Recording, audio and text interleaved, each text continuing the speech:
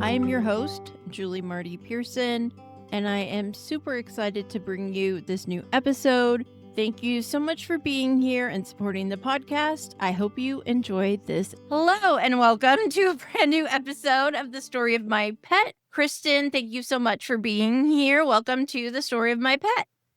Hi, thank you so much for having me, Julie. I'm so excited. I wanted Kristen to come and kind of talk about her experience as well as what she does to help animals and their families.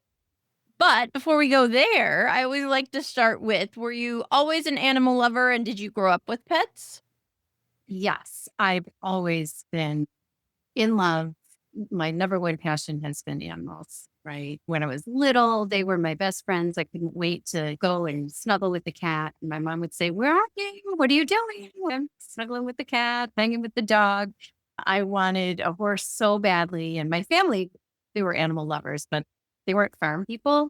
And I had the poster of the horse on the wall, on the closet, like he was right in my bedroom. I dreamed about a horse coming through my window. And then I ended up having a horse when I was 10.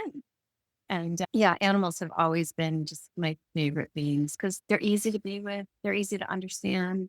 They love us unconditionally. And yeah, we feel good when we're with them. And Absolutely. Animals are great listeners.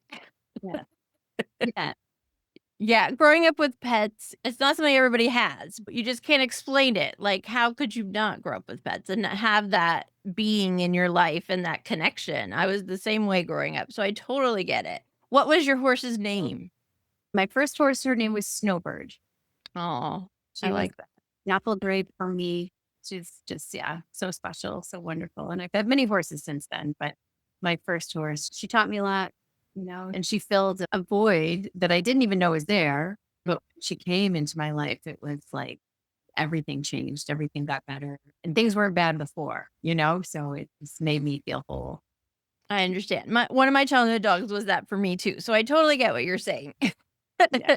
It's amazing how I think as adults, we reflect back on some of our pets or our experiences with animals. And at the time, we didn't realize how critical it was for us and who we became. So it Yeah. sounds like animals were always kind of ingrained in you and your personality and were really an important part of your life.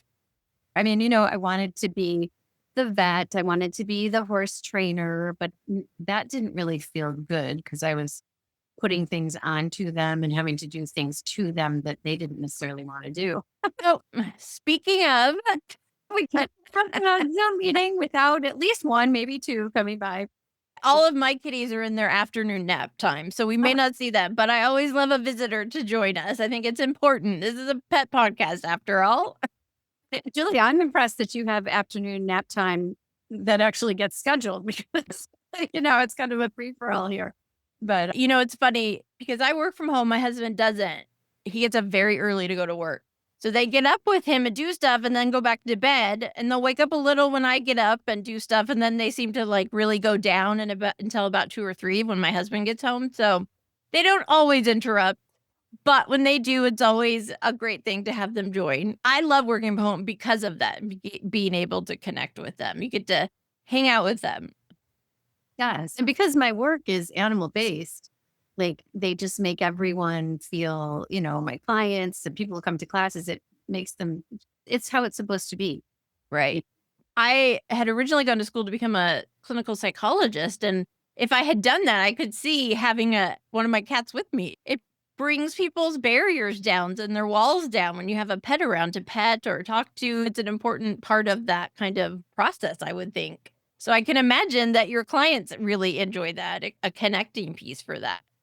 So speaking of that, let's talk about what you do and how you got into being an animal communicator. What was your journey to that as your work? So it's been the most joyful journey, I will say. Always being connected with animals, I knew that I could understand what they wanted and needed, as we all do at different Mm. different levels.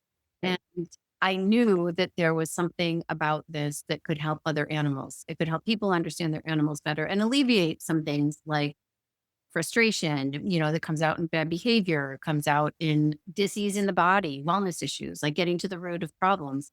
And early in my life, I just understood these things. And my mom would, I'd say, "Hey, mom, the dog is telling me that she really doesn't like this food." But it was just a knowing. It was something that I knew. And I'm like, "Sorry, lady, but she's not going to do anything about it. But I understand you."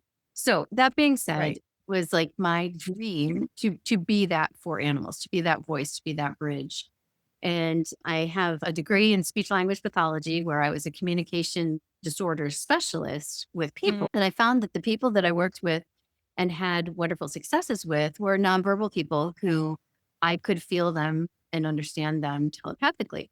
At the time, one of my horses, his name was Woody, he and I had a wonderful connection, still do. He's no longer in his body, but he said to me so clearly one day, he said, "You need to do this for the people. You have to tell other people about it. You have to share this." And I was like, "Oh gosh, how do I do that?" And he said, "You need to, or you're going to get sick. Because if Mhm. you're not doing what you're here to do and you're not living on purpose, then it's going to come out in different ways." I started talking about it. I started teaching people how to do it. I started letting people know that I could help them. And it's turned into a really beautiful business. There are many people on the planet working as professional animal communicators.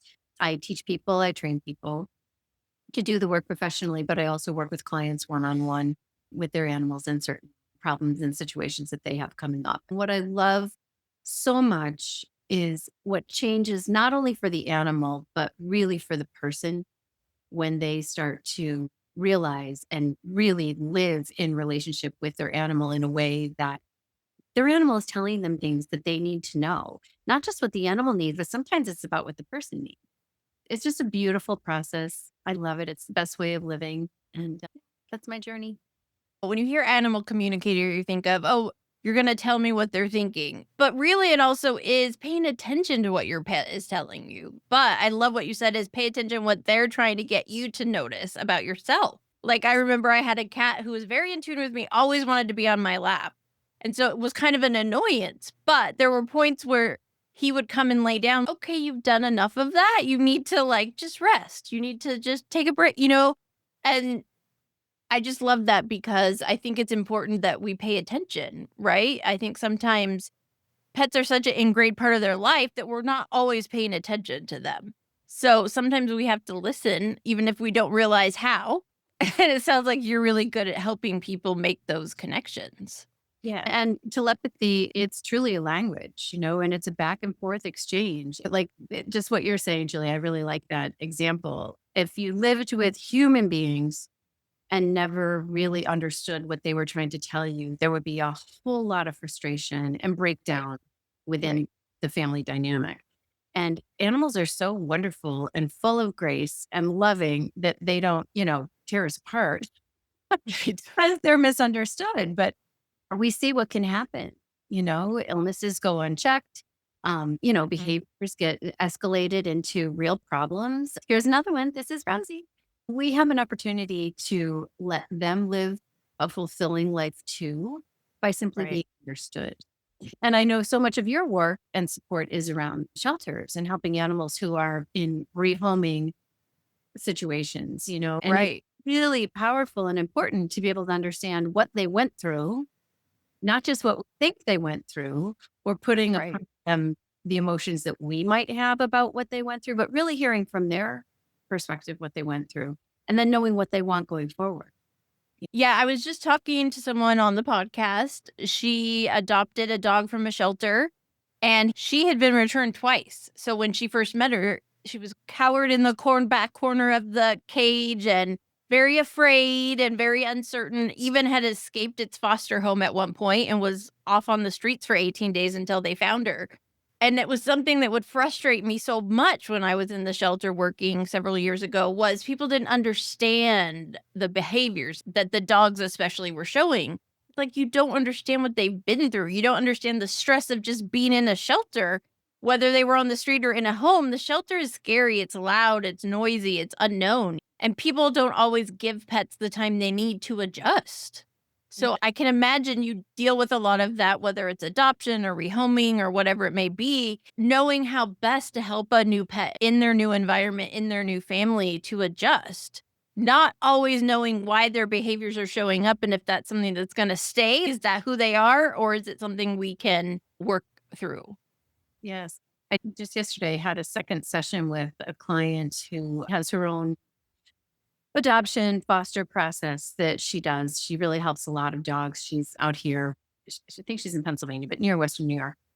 And there was a dog who had been returned 3 times from foster situations. She came back to her home to live from foster situations because she would break out of her crate. She was really stressed, high anxiety. And she called me to work with the dog and work with her to understand what this dog is needing. And it turns out we have our ideas of why an animal would do something, but until you really hear from them why it's happening, there could be countless reasons for an animal to be wanting to break out of their crate.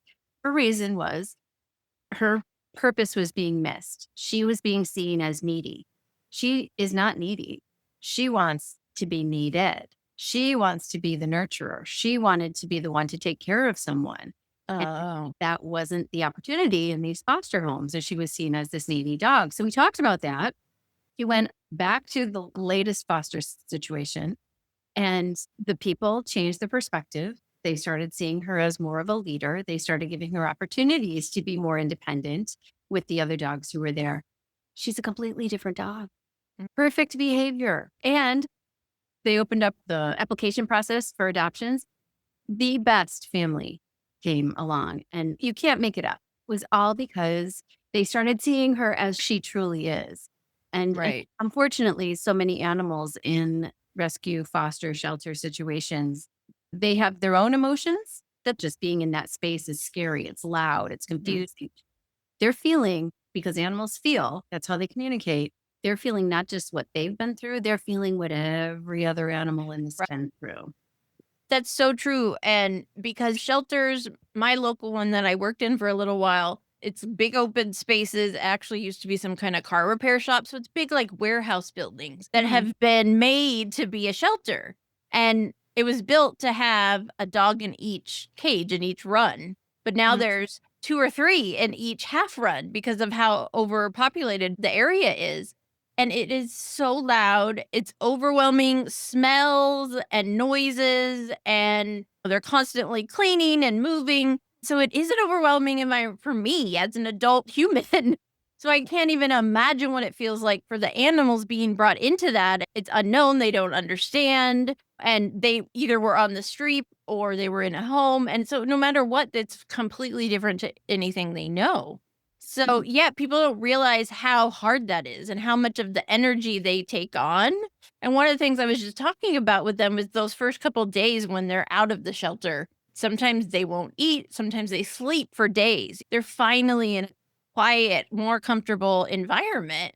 And I remember one dog got brought back after we had adopted it out on the weekend, and the shelter told us they said it wasn't active enough. They wanted a dog that would be active with their son. And we're like, it's exhausted. That dog needs time to heal and rest and repair. It could be the best dog for your son. You just have to give it time. So I can see so many instances where what you do can really help people. And ultimately, what is important to us is helping the animal, right? Yes. It's so the education piece, a couple of things around the education and supporting animals in those situations. Like the more that we can explain to people, it is a process and it is not days, it's not weeks, it's months for Yep. an animal to really decompress and become themselves. And feel You know, safe. it's a beautiful place for animal communication because it can move that along, which just helps everyone understand each other better, the humans, the Mhm. animals. But regardless, there is that decompressing time and that acclimation time and just healing, which brings Right. me to another thought and concept about the work that I do is I offer healing sessions for animals in shelters Mm. because of the overwhelm, because of the trauma, the loss, the mixed emotions, just the overwhelm, all the things that you were explaining, Julie. It's so helpful. And I say to people all the time, you can be that healing vehicle, also that healing person, but just showing up in neutrality and feeling love for them, not dumping love on them, because sometimes animals can be like, that's a lot. I've already got Right. mine, and now you're trying to love me more, and I'm not ready for that. But just simply accepting however they are. So Plug, who is just kind of shut down, like just just being who he is, and really seeing them for that, And so many people who work with the fosters and in shelter situations, they get that automatically. And I will say this, sometimes people come in automatically feeling sorry for animals. And that's not helpful either, right? Because if you, let's say you had gone through something and I saw you and I'm like, oh, Julie, you poor thing. You just look awful. It must be breaking your heart. This is my friend Julie. She's going through a really hard time. Don't talk to her. She's really suffering. You're like, oh my God, I thought I was doing better, but I'm really not. So true. And we as humans do that to each other for sure. But yeah, we're like transferring either our emotion or what we assume they're feeling when we don't really know. Like you can't put that on them. And definitely showing up neutral, because one of the things we would often say at those events when people are asking or adopting would be like, realize this is not necessarily who they are. Like how they act in a shelter or even in a crate at an event somewhere, it's different in different environments. They need time to you gotta give them time so you can see their true personality and behaviors. But I also know that one of the big things I think all of us struggle with as pet parents is understanding what our pets needs when there's a new behavior that isn't normal or something's going on with them that we're trying to figure out, like, what is this? What's happening? Is it telling us something? Is it something going on within their body? Especially dealing with pets with medical issues. I know we struggled with that a lot years ago with one of our cats, Charlie. He would start peeing outside the litter box and we could not figure, like, why are you doing this? And they tested, they couldn't find anything wrong. I said, maybe he has a urine infection. We went through all these things and ultimately it turned out either it got worse enough to show up or they found it was he was diabetic. And so he needed certain things from us in terms of what he ate, where his litter box was, for a couple years I've been giving him insulin shots twice a day. So for that experience for me, and I've been through different ones with different animals, but that's what comes to mind it was really hard for us because we knew it meant something was wrong, but trying to figure out what that was and also then communicating with the vet. We know this is wrong. Something has to be going on. And so I can see how invaluable what you do is for those cases because it's so hard when we can't understand what's happening. Why are you not feeling well? Why are you behaving this way? We want to help them, but we can't always figure it out very easily. Yeah, exactly. And we can save everybody, right? Like it can save by hearing from the animal and understanding what they're experiencing. It can save everybody a lot of time, a lot of expense, a lot of unnecessary struggle. I think how many times Frustration on our part and theirs. yeah. Yes. I mean, I say sometimes, just imagine you were talking to someone and they absolutely could not understand you. And you didn't have hands that could go like this and facial Right. expressions that can show all that. That's a great floofy tale, though, I have to say. He is amazing. And this is what I was going to say about that how many animals, the veterinary professionals that I know are amazing. We need veterinarians. They're amazing, right? I'm not Right. in anything negative about them. But when you don't know how many animals have unnecessary antibiotics, unnecessary doses of steroid, unnecessary surgeries, Charlie, he's always been an anxious being. He doesn't like change or new things. He's just always been that way. And so taking him to the vet was always very difficult. And it got to the point where they had to sedate him to be able to examine him and take urine and do all those things. And I hated putting him through that. One, just putting him through the stress of all of it. But I also know putting your pet under anesthesia is not something I want to do all the time. It's not always great for them. And so, like you're saying, it's like, I don't want to put him through stuff he doesn't need if I can figure out what's wrong with him. And I know so many pet parents that have that struggle at different point with their animals because we want to help them, but we also have to test to figure out what's wrong. So there's this like kind of cyclical process. Yeah. Yeah. Julie, you mentioned something there too that I think this is helpful for people is we think about communicating with animals to understand what they want us to know. there's also the other flip side of that responsibility is conveying clearly as communicators ourselves. Each and every one of us communicates with our animals what we want them to know and understand. And in those situations that are high stress or they're anxious, creates worry in us, what we are sending them in terms of concept and messages and emotion, we have to be really careful, right? Because if you have an anxious animal, I'm not saying this was you, but what happens, right? I will be the first to admit that I did not always handle it. I would get so frustrated. I'd be chasing him around the house. There was no good in the situation. And that's normal. And I'm thinking about my kids when they were little, same kind of thing. But it's the same thing. Our energy transfers to them. However, our messages transfer to them. And if I'm feeding off of what they are thinking or what I think they're thinking, he thinks he's going to die. He thinks he's going to get locked in a cage, and never come out. Right. Well, I'm there with the smells and all the stuff. Like I'm just feeding that fear. And I have an example. If you have a cat who scratches your chairs or your couch or whatever, and you say to them, don't you dare scratch that chair. Do not scratch that chair. And in my mind, what am I picturing? I'm picturing him going over to the nice green upholstery and tearing it apart. He's saying, scratch the chair. Want me- Give me the chair and me with the claw. So I'll scratch the chair. Okay, got it. We're Right. reading these things by not being clear about what we want. Animals do so beautifully when we get clear. And that's one of the things communicating with animals. It is about the animals. It's about helping them and their people, but it helps us as humans develop into saying what we really mean. And about what we really want. And as human beings, we don't do that. Oh my God. The world would be a much better place if we all just said explicitly and simply what we need or want or whatever. Mean. How many times have you gone to someone and said, no, I'm not upset with you. I'm not upset. I'm fine. Yeah. And also as humans, we learn as we get older how to read people's faces and body language and all those things that give us clues if it's not in tune with what someone's saying. And so with pets, we have to do that too. It's funny. One of my cats, she's not super lovey, doesn't get on my lap. She'll lay around my legs and things like that. But when I take her to the vet, she wants to be in my arms with her head under my arm. And that's where she feels safe. Right. And so sometimes they're telling us things that we may not realize that is different in different situations or environments. And I think with pets, a lot of times it's vets because there's a lot of anxiety around that.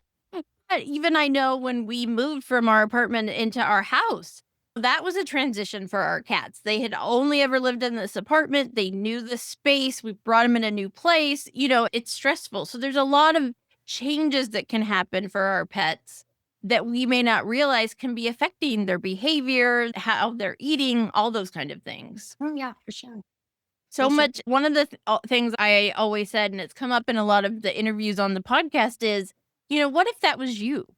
What if you had a home for your whole life that was a certain way, looked a certain way, smelled a certain way, had certain people, and all of a sudden you were taken from there into some new place you didn't understand, and then from there another new place or another new place? Like, you're not going to just be okay in a day or two. You're going to take time to investigate, understand, get to know. And so I would say, as a person, would you be able to respond that quickly? And so I think I can understand how much of your work is really getting people to put themselves in the animal's place and understand what they've been through and how they're feeling and how that is a part of their behavior or whatever it may be.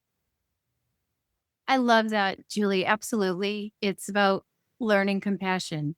And, it's this world, we all practice compassion. Empathy is not in abundance in our world at the moment, for sure. And empathy and compassion are different things. I'll say compassion because, compassion is it. And the animals, they teach us this, but it's also, I love this aspect. So often people have great tolerance for animals, and we tolerate differences between ourselves and our animals. We tolerate idiosyncrasies in our animals. Some people don't. Some people have breed bias. So many people that I meet who have beliefs about other human beings are all inclusive about animals. And I'm like, we are all the same. Animals are just like us. They don't have hands that do this unless they are raccoons or primates. And like, they teach us acceptance. They teach us about each Mhm. other. They teach us about ourselves. And I call it, the animals are leading the underground peace movement. They really are, And it's funny because some people have compassion for animals when they don't for people, but then there's also people that don't have compassion for animals. It's like this is not just an object or food or whatever it may be, and that's always something I've struggled with since I was little with eating meat. Was like, but no, it's a being. It's an animal. It's not just a product on a shelf. So I totally get what you're saying that sometimes we can be so compassionate for our animals, but we can't for humans. But then sometimes people don't realize how much you have to listen to your animals and give them what they need. But you said something which is huge in rescue and shelters everywhere is breed bias, where people want a certain look or a certain breed because, well, all golden retrievers are like this. And it's like, that may be true, but every animal is different, right? Every animal is coming from a different mixture of who their parents were, whether they are breed specific or not. And so I'm sure you deal a lot with they expect a breed to be a certain way and they're not. And so they come to you and say, fix it. Like, why aren't they doing what a shepherd should do or whatever it may be? Right. Yeah. Yes, definitely. And, we can create those projections again, those things that we project onto animals where people assume that, all labs are going to love the water or all thoroughbred horses are, high strung and need a ton of exercise and eat a lot of food. Or, pit bulls that the bully breeds have certain tendencies. And do we want to say that about people? I mean, that's one of the problems we're in right now. We love to, I mean, obviously stereotype, but it's also, I think there's comfort in people or animals fit in boxes. This is where you fit and this is where, but that's not how any of us are. We all have idiosyncrasies. We all change as we get older. Same with pets, same with people. And I think that's a frustration for many of us trying to educate or help people through something. But we also have to have compassion for the fact that people are learning too. We can't assume they know how to take care of a pet if they've never had one before. So there's also that type of compassion and understanding that, wait, you don't get it because you don't know how. I can help you with that. Yeah.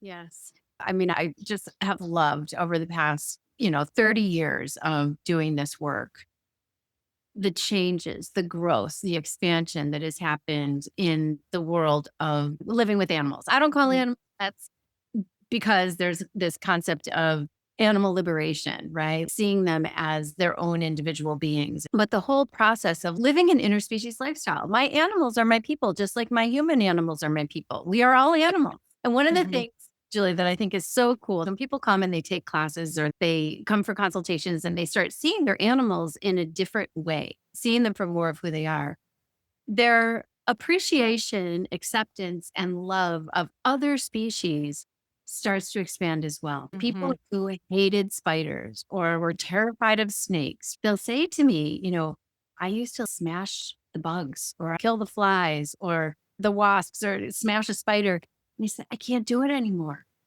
I know, because they're just woke up. They're just in a different body. And it's funny, that makes me think when I was little, I already knew that. That was what was in my head when we'd see cows. I'd be like, oh, I want to pet them. And it's, wait, why don't you get that? Like sometimes it's innate in us, but other people don't have it. And we're like, I'm sorry, I don't understand. I just taught a class today, and one of the animal teachers was a dog who was showing us things through his perspective, right? And when we can just look through another's perspective, it's kind of like going on vacation, seeing the world differently. Right. The food tastes different, the sounds are different, the experience is different, and we learn. We can learn from them about ourselves and the things that we think are true. Like you said, I love that. I've been talking about this lately too.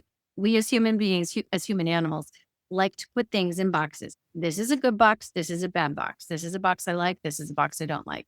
And it's so limiting, so limiting. It's limiting to others. It's limiting to ourselves. It's extremely limiting to animals. Yes. Yeah. It made me think of when I meet people or talk to people in a variety of ways, but they'll be like, they have to say, oh, I don't like cats. I'm a dog person, or vice versa. And I'm like, and it's funny because growing up, I only had dogs. My mom always said she was allergic, which she was. There was one time we went to someone's home and they had long haired cats, and oh God, her face, like she reacted very badly. But so we never had cats. And then as an adult, I got my first kitten. And when I put him down on the floor at her house, she like jumped on a chair. And I went, okay, this is not just an allergy. And so we've decided that her brother probably did something tormenting with a cat at one point, and she's, held that. But she's become a nana now to multiple cats. She pets them and learns about them and asks me questions. So she's been opened up by my experience and her learning about cats and realizing, oh, they are pets like our dogs were. They're beings that interact with us and have personalities and all these things. So I've seen her expand in that way by me opening up to something new. And so I think that is so important to all of us as humans is you can't say negative or put people in boxes if you've never experienced them or their country, their language, their culture, their food, whatever it may be, because we don't know things we haven't experienced or been a part of. And I definitely see that with animals where people are like, oh, no, I only like this or that. If you're limiting your experience and what you could be open, like I love my cats. I love dogs too, but I am a cat person. They like naps and snacks. They are my people. My husband one day brought home a baby possum that had been found inside a classroom. He's a carpenter for a school district. And he was afraid something bad would happen to it if he didn't take it home. William the possum lived with us for 9 months. What I loved about it is I learned so much about possums. You always hear negative things like they're bad creatures. They'll hurt my dog or cat or whatever. And first of all, they're very cat-like in a lot of their behaviors. And so for me, that experience made me realize I thought possums were bad. I thought we wouldn't want them. It could hurt. But they're not. They're actually wonderful creatures who eat things that we don't want, like termites and other bugs. They don't carry diseases, which many people think they do. And it also made me realize that I don't always have an open mind to things, even within the world of animals that I've always loved. So I can imagine for you how transformative what you do with people can be for them to kind of put their wall down, but also open themselves up to learning something new. Yeah. Yeah, for sure. It's healing all the way around, right? Oh, my husband loved that possum. And I always joked, that possum eats better than I do. Like he got his scrambled eggs with shells in it because he needed that for some nutrients that he had. He loves learning, he loves research, but he loves taking care of different animals. And I think sometimes people need to stop and step back and allow themselves that to learn, to grow, to realize that whatever animal is in their life may need something different than they would even know to give them. So I could see how that would be an important part of the work you do with people. That made me think of something, just stopping to respect.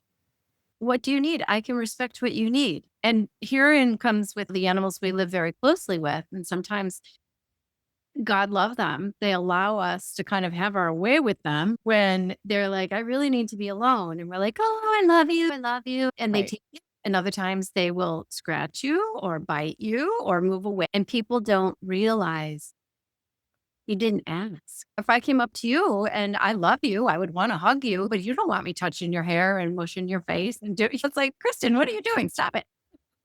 That's so true. So you can't really tell now because it's brushed out, but I have naturally curly hair. And I can't tell you how many times people have come up and touched my hair without asking. I'm like, I'm sorry. And I've never had human kids, but I assume it would be the same when people want to touch a woman's bump when she's pregnant. It's like, guys, we have to ask that this is our body. We don't want to be touched, but then we do that to our animals. We do that to them, assuming they want to be pet or scratched or picked up. I've had to learn, especially with my cats, some cats like it, some cats don't. There are certain spots on each of our cats they like rubbed more than the others. We learned these little things with dogs I've had. There's certain things they like, but people don't always give them that space to figure out what that is. They don't Yeah. ask permission or say, do you like this? And if they don't, then maybe you need to not do it anymore. This brings up the, I'm going to say the wrong word, anthropomorphizing animals and assuming that they like something because they are appearing to like it. When, Right. videos of, like the dog and the baby climbing on the dog and pulling on the dog's ears, and everybody's like, oh, this dog is so wonderful until he's not. And there are so many signs. So while communication, absolutely telepathic communication, if you can feel, okay, this animal he's tolerating, he's not liking. But there are so many other ways that animals try to tell us it's about respect, just Right. saying that just because he lets it happen doesn't mean that dog likes the pencils up his nose and the baby pulling on his ear and climbing all over him. It's not natural Right. dog behavior. Right. Past puppyhood, that's not normal. They're going to say, shut it. And it's so funny. Growing up, we had a golden retriever, Goldie. She was an amazing dog. My dad found her at our shelter, and they think she was 2 or 3, and she was fully trained, sit, stay, all that. So somebody lost an amazing dog. But she was so great. I was like 6, maybe around that age when we got her. She would let me put a blanket on her. And when I talk about what a great dog she was, it's like, wait, did she like that I did it? Or did she just allow it to happen? She was a very social dog and loved being around people when we had parties and things. But as an adult now, I think about maybe she didn't like it when we let that toddler crawl on her. It wasn't that she was a good dog and enjoyed it. It was that she was tolerant of it. And we never pushed her to the point of her saying, no, I will not do that. Yeah. And they're all different. That's the thing. Right. They're different, just as people. And that's one of the reasons that I really take my work, obviously, very seriously. And teaching people, I take it very seriously because worse than being misunderstood is being misrepresented. Mm. Happening in our world right now, too. I don't like being spoken for or assuming that these are my beliefs or my thoughts or my feelings. And sometimes people think that they know what an animal feels or is thinking, Right. or is needing or wanting. And it's frustrating, just imagine being spoken for. And I'll give you an example. Like I'll work with a family of humans and animals, and they'll introduce their animals to me. And they'll say, oh, this is Joe. He's 11. He's a mix, like a Sheltie mix or something. And he's a rescue. And then they'll say, and this is Fluffy. And she's kind of aloof. She's actually really kind of dim and aloof. I don't know. She doesn't even like being here. And then this is Sherry. And Sherry is, oh, she's life of the party and she takes care of everybody, blah, blah. So then I tune in with Joe and Fluffy and Sherry. And I get that Joe is like he's so sick and tired of being called a rescue. And I'll say, when did you get him? Oh, we got him when he was 2. I'm like, okay, that was 9 years ago. He's over being rescued. He's Right. That's like me saying, this is my friend Julie, and she failed 4th grade. But she's okay now. My God, that is so true. Why are we labeling our animals as rescues? It perpetuates. There is so much negativity in the world about rescue or shelter dogs. And it's like, I've talked about with so many people who volunteer in shelters, this idea that only bad dogs or animals go to shelters. It's like, there are 10 million reasons why animals end up in shelters, and 5% of it is because they're bad or something. And it's so true. Things happens to them, right? Like, Right. trot out of their backyard and they say, I am so done at this house. I am looking for a new beginning, right? And they haven't felt like they were rescued or saved or sheltered. They were just on to the next best thing. That is so true. The 3 cats we have right now, 2 of them are rescues, in that one we found in our yard and one we found in my parents' yard. And then Pumpkin was a foster who we adopted from the shelter. But they've lived their whole lives in this home, 10 years, 16 years, 2 years. They're our family now. So I can totally see what you mean, that when we talk about them in that way, those labels don't help anyone and don't help us to really understand them, because yes, maybe they were rescued at one point, but now they're in this environment. Now they're a part of a family. That label doesn't have any meaning anymore. Yeah. Yeah. Oh, I love that. We only have a few minutes left, so I want to mention the rescues that you had shared with me. The first one was the Akron Rescue Cats. Can you talk about that? They are a wonderful organization here in Western New York. They're a non-for-profit, as most rescues are. And they just do a beautiful job with cats. They have cats in and active housing situation. And then they have people who will foster them in their homes. And I'm currently fostering 2 kitties here, Maddie and Reese from that organization. And I adopted our kitty Elphaba. She's absolutely beautiful. If I picked her up right now, she would jump away, but she's sleeping in the sun next to me. And they're just a wonderful organization. They really go all in on their animals. And I appreciate their work. I respect their work.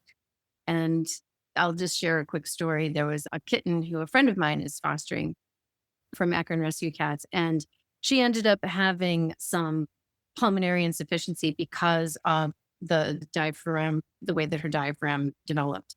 And she needed surgery to correct it, or she could always have problems and the problems could get worse. And the shelter didn't. They took her for a consult. She was a candidate, and the shelter said, we're all in. And so they really give their all to the animals, to the cats who come in. I love that. It's so important. People don't realize how hard it can be to get medical help for fosters or rescue cats or dogs. So when I hear about organizations that like really go above and beyond, I love that. And we will put links to Akron Rescue Cats in the show notes for anybody who wants to learn more, follow, support them. Even just sharing on social media can help a lot of these smaller organizations just gain more visibility and help specifically. Especially fostering. Oh, fostering is so important. I mean, it's important for all animals, but I found with cats, it's really important because most typical shelters have cats in cages, right? They don't have rooms where they get to roam around. I love it when I hear a rescue does like a coffee bar or a cafe where the cats can move around and meet people, but that doesn't happen a lot. So fostering is really important because it allows them to be more comfortable, but it also allows people fostering to learn more, to get to know them and their personality so they can find a good home. Absolutely. Like you said, an animal who lives in a box in a very congested, confusing space, you don't know what you're going to get when they come out. Yeah. They need I wouldn't be happy living in a box. No, they need time. And yeah, so fostering is really super important. Okay, so I want to mention the other organization you told me about was Buddy's Second Chance Rescue. I'm assuming Buddy is dogs, but I'm sure it could be any animal. Nope, you got it right. You're very intuitive. It's a dog rescue.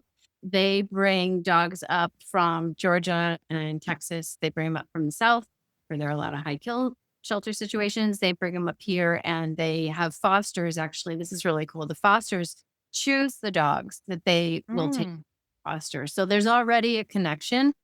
And then they come in and they foster them. They don't have a standing shelter situation. So they're fostered in a home. And that's how we adopted our dog, Fisher, Okay. sleeping over there on the couch behind me. But just such a really dedicated people who I thought I knew, right? Who I wanted and who was going to be. They saved me from myself because the dog that I thought that was meant for me, she was really highly reactive to cats. And I said, oh, I can handle it. I can handle it. I can train it out of her. I can love it out of her. No, I would have had a dog attached to my hip for the rest of her life. And, they knew their stuff and they really held firm and they said, we think we have a dog for you. He loves kitties. At his foster's house, he snuck into the cat room and was curled up on the cat beds. The cat. And I said, I'll meet him. And they brought him. It was like love at first sight. And yeah, best dog. Rescues that do that work, that really put in the time to get to know the animals and make good matches are so important. And the thing is, shelters, especially ones run by cities and governments, don't have time or staffing to be able to do that. So I always say, if that's not right for you, find a rescue. Find a rescue that's going to spend the time with you making the right match. Second Chance Rescue. It's also really important because I live in California, which is very much like Texas and California are two of the worst states in our country for overpopulation and euthanasia rates. So one of the ways my area and others does is we transport them to states like yours where there is less overpopulation. So there are more available homes and more fosters available. And one of my rescues here, Marley's Mutts, they've already transported 1,000 dogs this year. And so now they're asking for help to get it repaired so they can keep doing it. So I love that you brought that up because it's so important for people to realize that organizations actually do that. They help with transportation. There are areas that are lower impacted, so they bring them there. And it's so important to support those rescues too, because if it wasn't for them, a lot of us who are so overcrowded wouldn't have spaces to send dogs or cats. And we need people in those areas to foster because a lot of them are foster only and they have a whole team or system of fosters. So I love that's what they do. And we will put links to both of these amazing organizations in the show notes. People can check them out, follow them, learn more, and support them if you can. Oh, I love that. That's perfect. A dog and a cat rescue organization to share. So for whatever you want to support, you have an option. Thank you, Julie. Thank you so much. Thank you, Kristen, so much for being here and sharing your expertise as well as your story and how you help parents and their pets, their animals, their family. I've met with so many people lately that are dealing with grief and loss, whether it's a human or an animal, who are struggling with anticipatory grief, with older animals in their lives. So I can see how important your work is. And again, if you want to get in contact with Kristen, all of her information is in the show notes. Please reach out to her on social or via her website, and you can learn more about her classes and the work she does. I think you have a network of animal communicators, so you probably might even be able to help them find someone local if that is something they're looking for. So I appreciate your time and getting to share your story with my listeners. Thank you so much, Julie. I appreciate you. Thank you so much for listening to this episode of the Story of My Pet podcast. I appreciate you listening and supporting the podcast. And if you haven't already, wherever you are listening to this episode, make sure you hit follow or subscribe and leave us a rating or review. All of that helps the podcast grow and get to even more listeners and help us educate and advocate for animals in need around the world. If you haven't done so already, make sure to check out our new YouTube channel, Story of My Pet Podcast. Again, hit the subscribe button. Give us some likes and comments on our videos, and that will help the podcast grow on YouTube. Thank you so much for being here, and much love to you and your pet.